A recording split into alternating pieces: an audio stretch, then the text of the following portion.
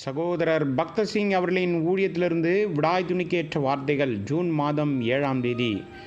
இதோ நானும் கர்த்தர் எனக்கு கொடுத்த பிள்ளைகளும் சியோன் பர்வதத்தில் வாசமாயிருக்கிற சேனைகளின் கர்த்தராலே இஸ்ரவேலின் அடையாளங்களாகவும் அற்புதங்களாகவும் இருக்கிறோம். ஏசியா தீர்க்கதரிசியின் புஸ்தகம் 8வது அதிகாரம் 18வது வசனம்.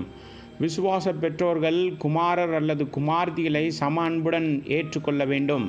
சங்கீதத்தின் புஸ்தகம் 144வது சங்கீதம் 12வது வசனத்தில், அப்பொழுது எங்கள் குமாரர் இளமையில் ஓங்கி வளர்கிற விருட்சக்கன்றுகளைப் போலவும் எங்கள் குமார்த்திகள் சித்திரம் தீர்த்த அரண்மனை மூளைக்கற்களைப் போலவும் இருப்பார்கள் என்று வாசிக்கின்றோம்.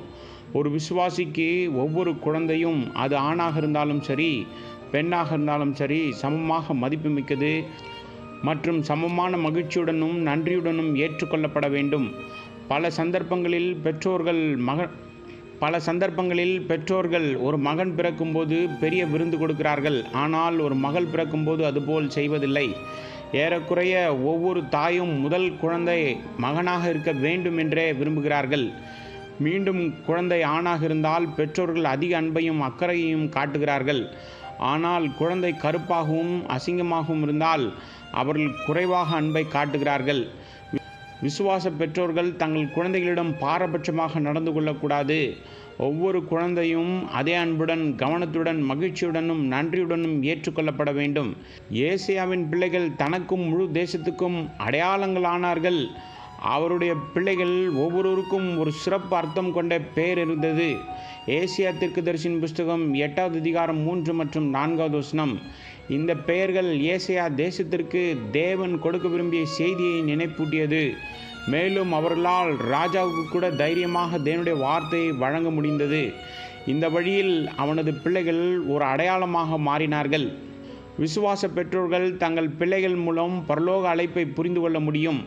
கர்த்தராகிய இயேசு கிறிஸ்து பெற்றோர் மற்றும் பிள்ளைகளை முன்மாதிரியாக கொண்டு பிதாவாகிய தேவன் தம்மிடம் கேட்பவர்களுக்கு பரிசுத்த ஆவியை எவ்வாறு கொடுப்பார் என்பதை விளக்கினார்.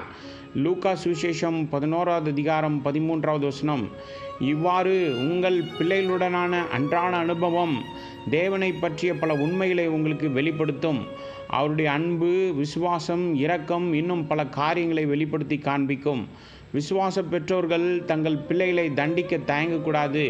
தேவனுடைய வார்த்தை சொல்கிறது, எபிரேயருக்கு நிருபம் 12வது அதிகாரம் 7வது வசனத்தில், நீங்கள் சிற்சையை சகிக்கிறவர்களாயிருந்தால் தேவன் உங்களை புத்திரராக எண்ணி நடத்துகிறார்.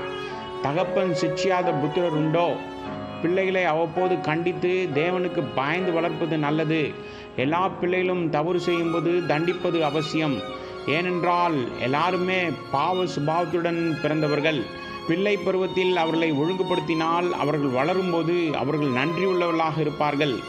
ஒவ்வொரு பிள்ளைக்கும் தேவன் ஒரு திட்டவட்டமான திட்டத்தை வைத்திருக்கிறார்.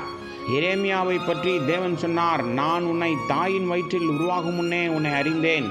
நீ கர்ப்பத்திலிருந்து வெளிப்படும் முன்னே நான் உன்னை பரிசுத்தம் பண்ணி உன்னை ஜாதிகளுக்கு தீர்க்கதரிசியாக கட்டளையிட்டேன் என்று சொன்னார். எரேமியா தீர்க்கதரிசியின் புஸ்தகம் 1வது அதிகாரம் 5வது வசனம். ஜெபத்தின் மூலம் விசுவாசமுள்ள பெற்றோர்கள் தங்கள் பிள்ளைகளுக்கான தேவனுடைய திட்டவட்டமான திட்டத்தை கண்டுபிடிக்க முடியும். பின்னர் ஜெபத்தின் மூலம் அந்த திட்டத்தில் அவர்களை வழிநடத்த முடியும்.